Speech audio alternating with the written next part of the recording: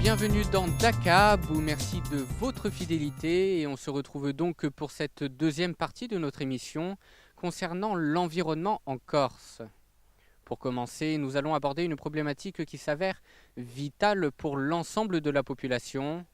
Elle est l'élément indispensable à toute forme de vie sur Terre. Elle fait également partie intégrante de notre quotidien. Je parle bien sûr de l'eau.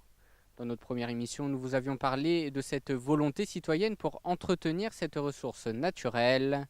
Aujourd'hui, nous allons revenir sur l'inauguration de la station d'épuration d'Ourtag, un projet visant à subvenir pour le mieux aux besoins de la population, tout en respectant les normes environnementales. Regardez. C'est une station classique avec un système d'infiltration-percolation avec lit planté de roseaux, une station rustique qui est adaptée aux petites collectivités soumises à de très fortes fluctuations de population, comme c'est le cas et le lot de toutes les communes de Corse, qui voient leur population multipliée par 3 ou 4 entre juillet et août, pour ensuite décroître progressivement et se retrouver à un niveau bas en période hivernale.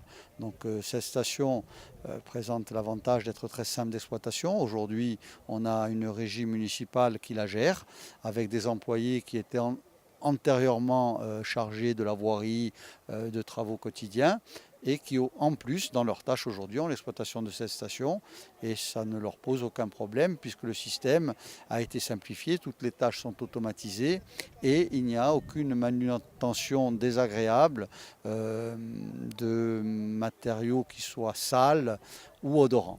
Elle aurait une capacité de combien de personnes, cette station ? Elle a une capacité nominale en pointe de 650 équivalents habitants, sachant qu'en été, on peut admettre qu'un touriste ne représente pas une charge globale d'un équivalent, donc ça veut dire qu'elle pourra prendre peut-être plus, et que c'est une station qui est prévue pour avoir la capacité nécessaire pour les 25 années à venir. Aujourd'hui, on peut se féliciter de voir que la plupart des communes du bassin versant d'Ostrigogne sont équipées d'infrastructures efficaces qui permettent d'améliorer la qualité des eaux.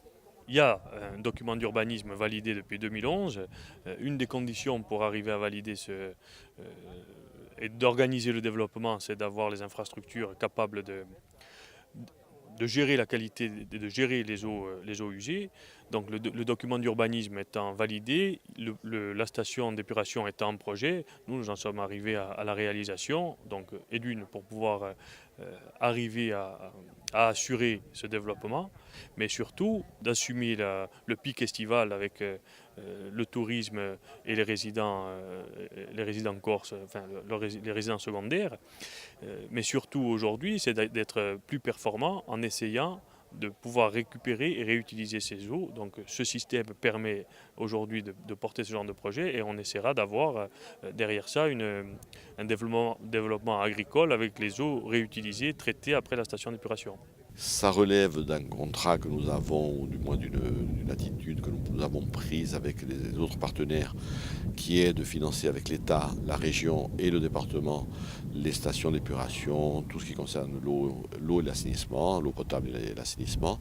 Donc ici, sur le site d'Ourtag, nous avons eu cette même disposition que nous avons partout ailleurs, c'est-à-dire ce financement à 30% de ce genre d'investissement. Siamo più che contenti che quando un'opera maggiore per questo paese e per questo ad migliorare la qualità dell'acqua che canava là, dunque all'ampassi allo Stregoni. Dunque siamo con la di per rappresentare l'esecutivo, per salutare l'iniziativa e per chi ci ha da volere a dimensione cosa, a più in conto montato tutta questa sfida radio ecologica e dell'ambiente, a gestione dell'acqua in cosa di quantunque è una problematica che giuro a lavorare e soprattutto a trovare risposte per cercare di giusto appunto di gestire le risorse e soprattutto di migliorare la qualità dell'acqua che sono lampade nei fiumi. E siete obbligati, quando poi fate la politica, di avere appena un'anticipazione ai progetti a portare. E sapete che la risorsa, non è mica una risorsa che si può utilizzare di maniera spropositata, c'è da avere un'altra gestione, un altro comportamento culturale rapporto all'acqua, come le ci usa per la gestione di giardini di Mullizzo, ci dovrebbe dunque più in conto tutte queste sfide ambientali e avere risposte che siano risposte non durate, dunque all'orizzonte 2050. Sappiamo che la risorsa da calà, sappiamo che ci dovrebbe a migliorare tutte le connessioni, soprattutto in regioni come la Rolagna e il canale, dove l'acqua non è mica una risorsa straordinaria, dunque ci dovrebbe a inventare un dispositivo che sia all'altura di sviluppo di questo paese. L'environnement qui nous entoure est constitué de deux éléments. D'une part, l'élément naturel, comme l'eau. D'autre part, l'élément que l'homme crée autour de lui, son patrimoine. Pour que ces deux éléments puissent coexister l'un avec l'autre, nombreuses sont les solutions qui ont vu le jour, notamment grâce à l'engagement des communes.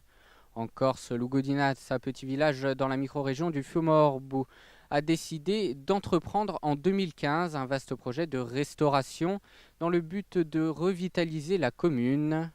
Pour cela, des étudiants en architecture ont été conviés lors d'un séjour découverte afin d'établir les bases du projet. Explication.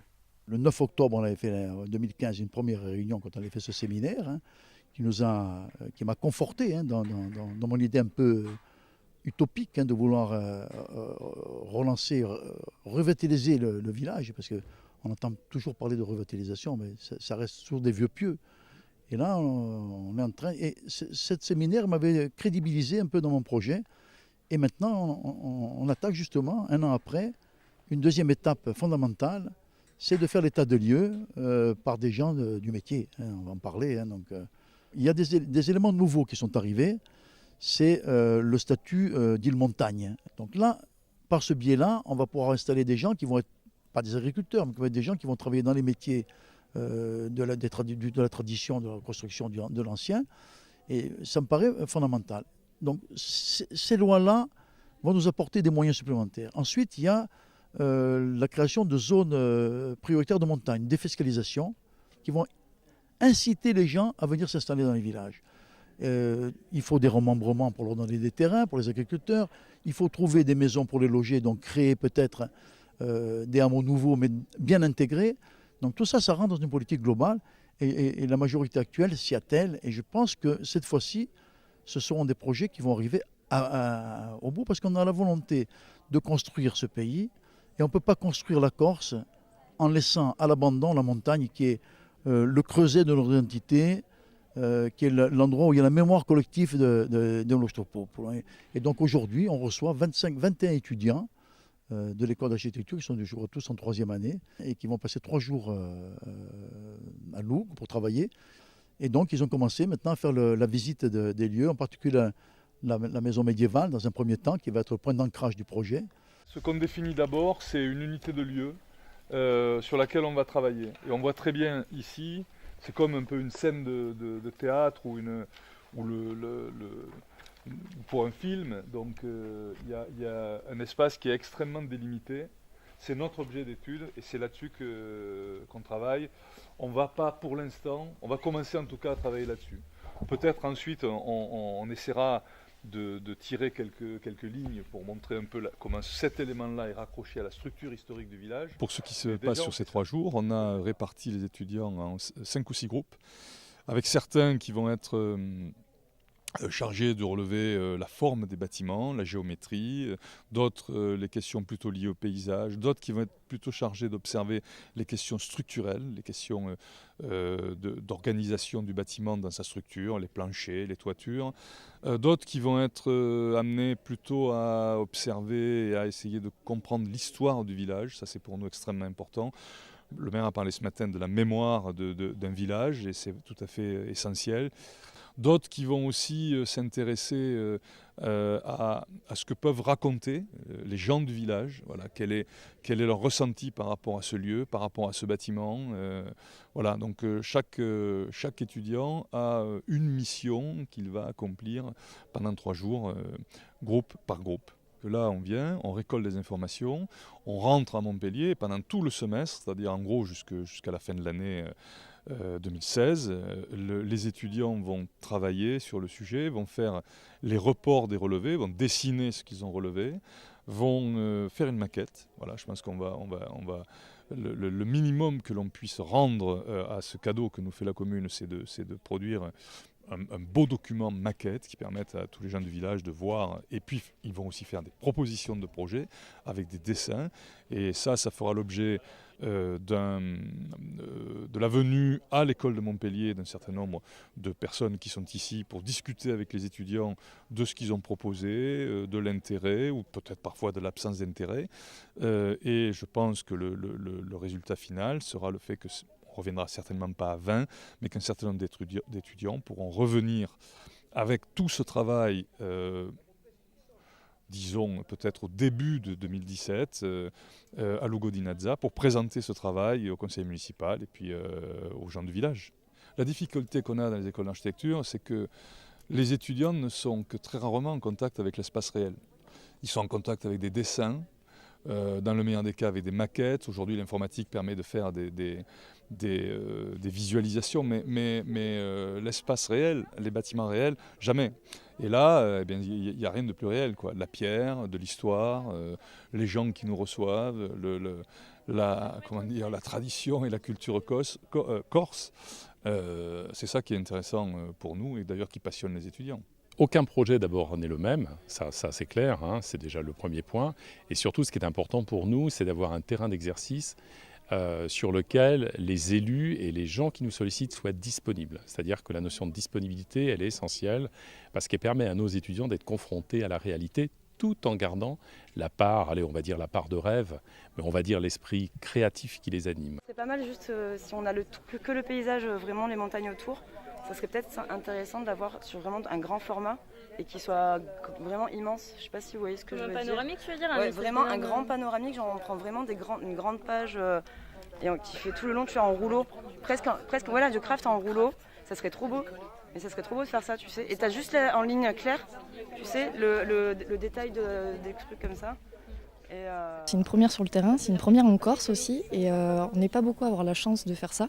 En troisième année, pendant 3 ans, on est surtout resté sur des bases qui étaient très fictives. On n'est jamais allé sur du concret. Et là, c'est vraiment la première fois où c'est concret. On est confronté à des gens, à l'administratif, à des phases de rendu vraiment réelles et être confronté vraiment à des clients, on va dire ça comme ça, et d'être exploité vraiment pour faire quelque chose de réel. On nous donne la possibilité pendant 5 jours d'avoir du temps consacré uniquement à ça, qui est dédié juste à ça pour pouvoir tout relever, tout comprendre, tout interpréter. En parallèle, on va bosser donc avec des ingénieurs, des urbanistes, des paysagistes, des théoriciens, des historiens et des ABF du coup, pour nous apporter les connaissances qu'on n'a pas encore, quoi, et pour pouvoir aboutir le truc au maximum. Le fait qu'il y ait aujourd'hui l'école d'architecture de Montpellier, qui est quand même une des meilleures de France, si ce n'est la meilleure, qui est là, fait qu'en vérité, un grand pas est franchi. Dans quelques jours, nous rencontrons l'équipe du génie civil de l'Université de Corse.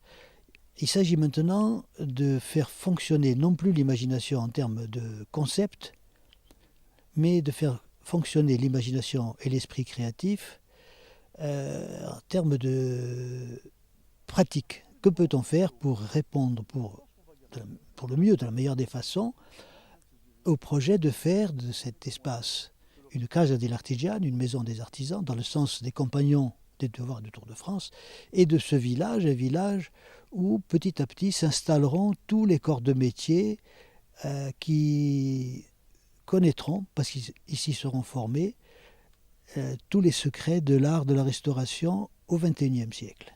Troisième plus grande île de la Méditerranée, la Corse est notamment réputée pour ses spécificités bien marquées. Un contraste entre mer et montagne peu commun, avec une épine dorsale montagneuse comptant jusqu'à 9 sommets de plus de 2000 mètres. Cependant, la fracture territoriale n'ayant pas épargné la Corse, les inégalités se sont intensifiées au fil des années, au point d'assister à un dépeuplement du massif. Face à ce problème, la nouvelle majorité a donc décidé en été 2016 de reformer le comité de massif de Corse dans un objectif de revitalisation de l'intérieur. 5 mois plus tard, nous assistions aux premières assises de la montagne. Voici le reportage. Le comité de massif s'est réuni à 4 reprises avec celle de ce matin, a travaillé autour du premier objet qui est le schéma d'aménagement, développement et de protection de la montagne, C'est-à-dire qu'on a réuni les groupes de travail sur 6 mois pour traiter les aspects liés au tourisme de montagne, à la filière bois, à l'agriculture pastorale, aux infrastructures, aux réseaux et aux services publics. Et puis a aussi fait des propositions d'adaptation dans la loi montagne, puisque je rappelle que grâce aux propositions faites par le comité de massif et proposées par l'exécutif à l'Assemblée de Corse et aux parlementaires, la Corse a été reconnue en tant qu'île montagne lors de l'inscription de la Corse dans la loi montagne lors du débat parlementaire. Donc il y a eu du travail à la fois réglementaire et législatif et un contenu qui a fait l'objet d'un rapport intermédiaire aujourd'hui sur le schéma, qui n'est pas finalisé mais qui est en voie de finalisation, puisque nous présentons ce schéma de manière définitive à l'Assemblée de Corse fin janvier, à la session de fin janvier. Donc on part déjà sur un plan d'action opérationnel qui sera situé entre 76 et 80 millions d'euros sur 5 ans, qui inclut un volet énergétique, qui inclut un volet soutien à la mise en valeur des sites de montagne, à la création de grands itinéraires, à la naissance d'un centre territorial de formation au métier de la montagne, grâce à la mutualisation financière entre plusieurs sources de financement, FEDER, FEADER. On va solliciter l'État sur la dotation équipement territoires ruraux et le fonds d'aménagement du territoire, et aussi en permettant de mobiliser ce qui a été un acquis aussi de l'actuelle mandature dans le cadre de la loi des finances, c'est-à-dire la déspécialisation du reliquat de l'enveloppe de continuité territoriale, c'est-à-dire pouvoir utiliser maintenant, de manière permise par la loi, le reliquat de l'enveloppe de continuité sur les investissements routiers et rails, mais aussi sur des investissements économiques dans l'intérieur et la montagne. Le retard n'est pas tout à fait comblé parce qu'on a perdu quand même 4 générations quinquennales de programmes et de financement. Le comité de massif aurait dû déjà se réunir entre 1985 et 2002. Il aurait dû se réunir à compter de 2002 lorsque cette compétence a été transférée à l'Assemblée de Corse et à la collectivité territoriale par la loi Jospin. Malheureusement, les anciennes mandatures n'ont pas mobilisé ce comité ni réalisé une politique pour l'intérieur et la montagne corse. Aujourd'hui, nous sommes quand même en train de franchir un cap, un pas décisif.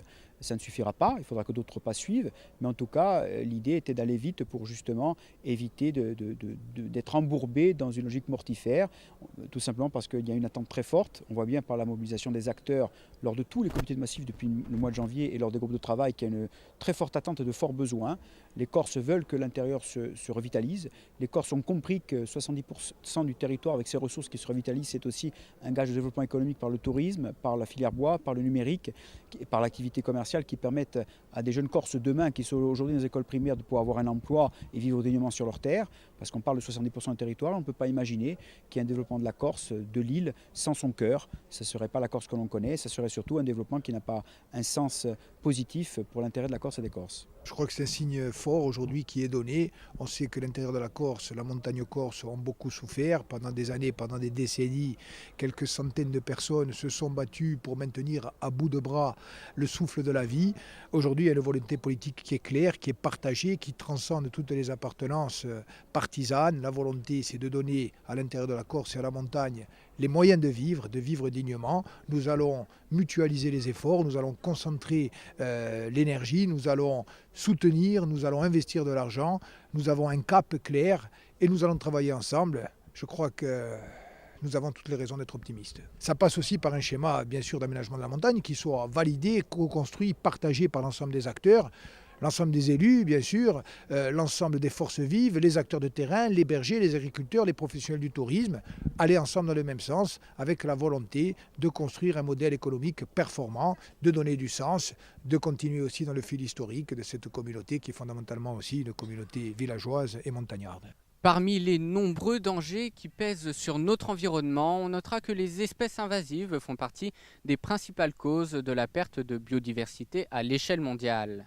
En Corse, compte tenu de l'originalité de sa faune et de sa flore, ce genre de menaces sont extrêmement prises au sérieux. De ce fait, dernièrement, l'Office de l'environnement de la Corse s'est engagé dans un plan d'action transfrontalier entre l'Italie et la France. Ce projet intitulé Aliem est notamment basé sur la mise en œuvre d'actions communes dans un souci de préservation de la biodiversité. Explication. Avec la circulation massive des marchandises dans le monde entier, on voit arriver dans toutes nos régions de nouveaux problèmes liés à ces espèces qu'on ne maîtrise plus et qui présentent de grands dangers pour notre biodiversité, voire pour notre économie.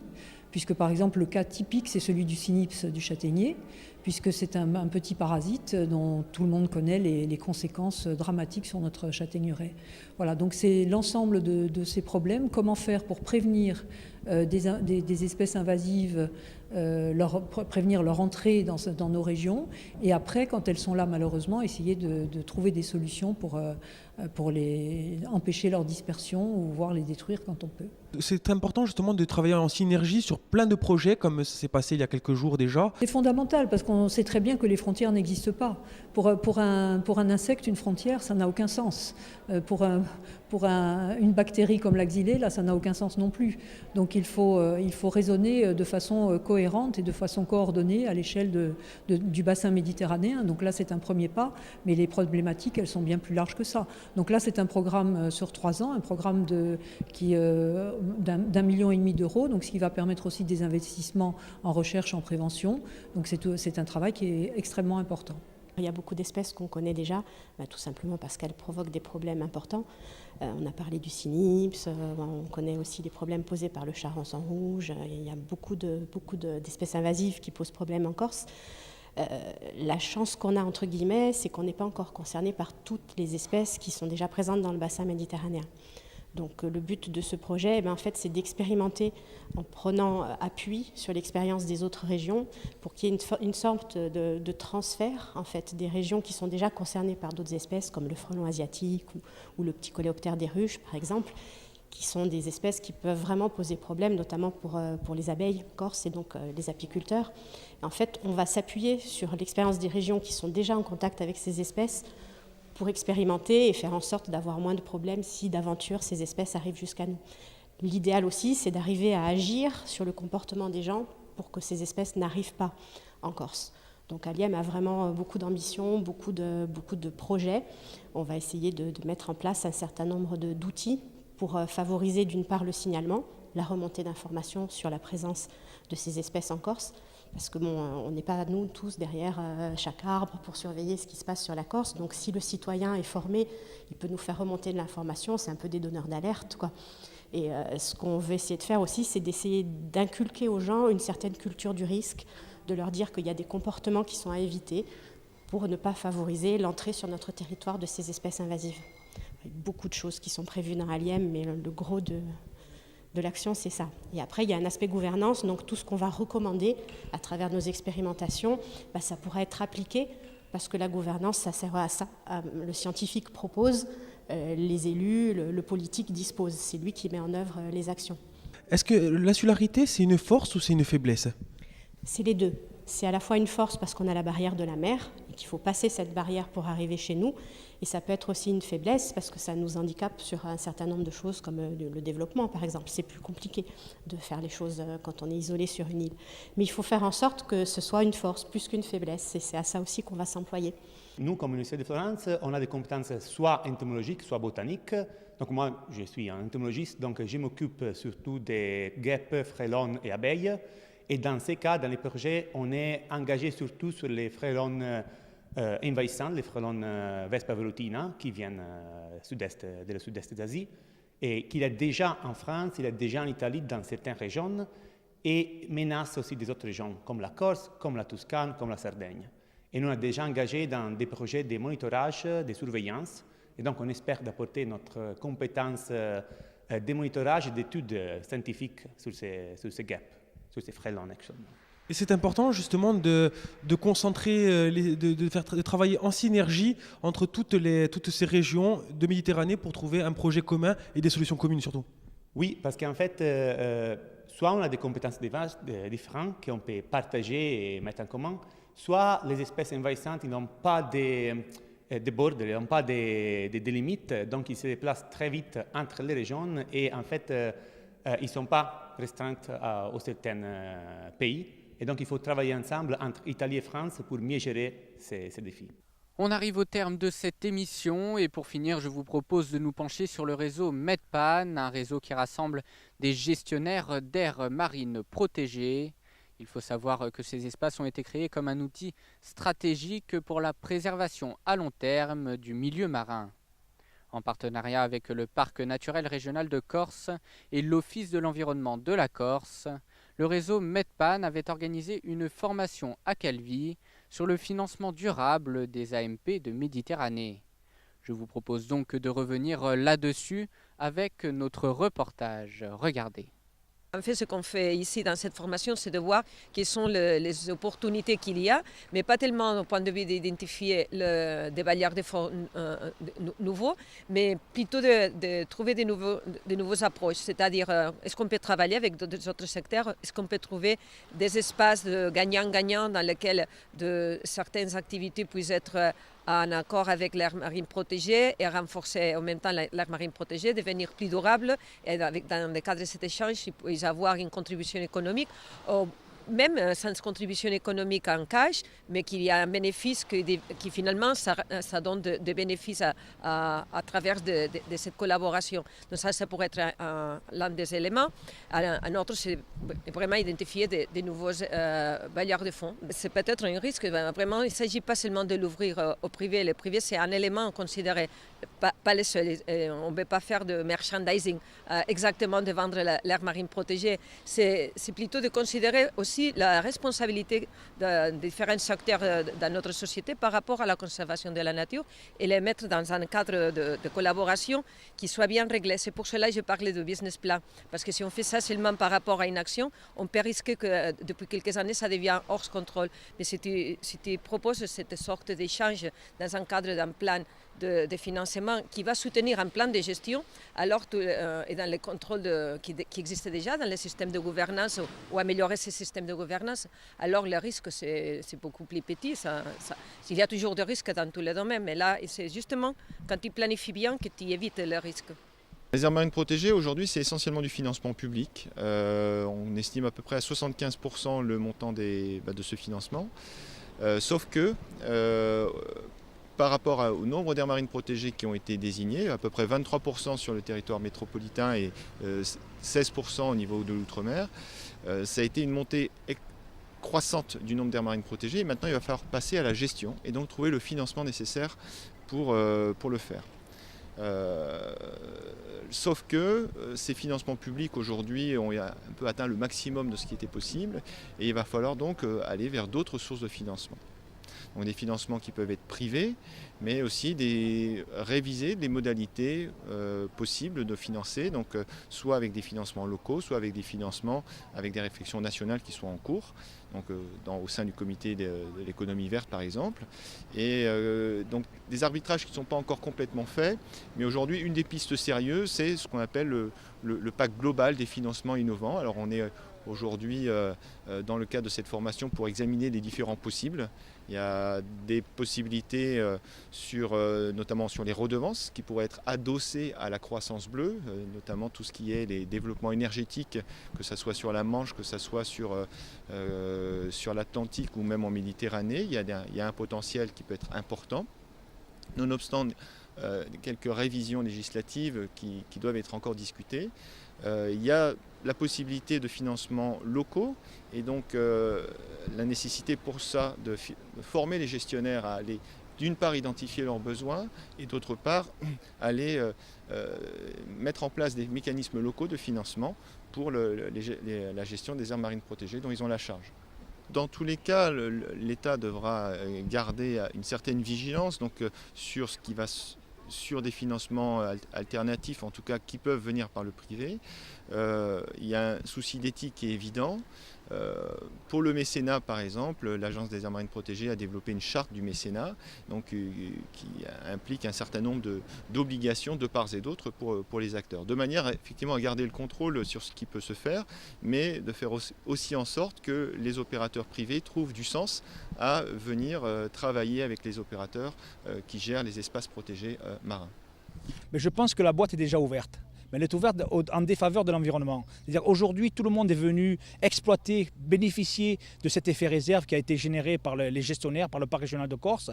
Et donc aujourd'hui, tout le monde profite de ce qui a été généré, géré et produit par ce trésor écologique qui a été créé en 40 ans. Et donc aujourd'hui, il faut rétablir l'équilibre, c'est-à-dire qu'il faut arriver à faire contribuer tous les acteurs qui bénéficient de cet effet réserve, mais faire contribuer de manière infime, c'est-à-dire symboliquement. Moi, je verrais bien, comme le préconise aussi le monde scientifique, c'est que chaque acteur, par rapport à l'incidence qu'il génère sur la biodiversité, qui est le fonds de commerce de tous qui viennent la découvrir, mette la main à la poche et à hauteur de de l'euro symbolique, c'est-à-dire donner 5 € pour chaque fois qu'un visiteur vient avoir une incidence dans un site protégé. Il n'y a rien d'extraordinaire ni de pénalisant pour les bourses de chaque citoyen.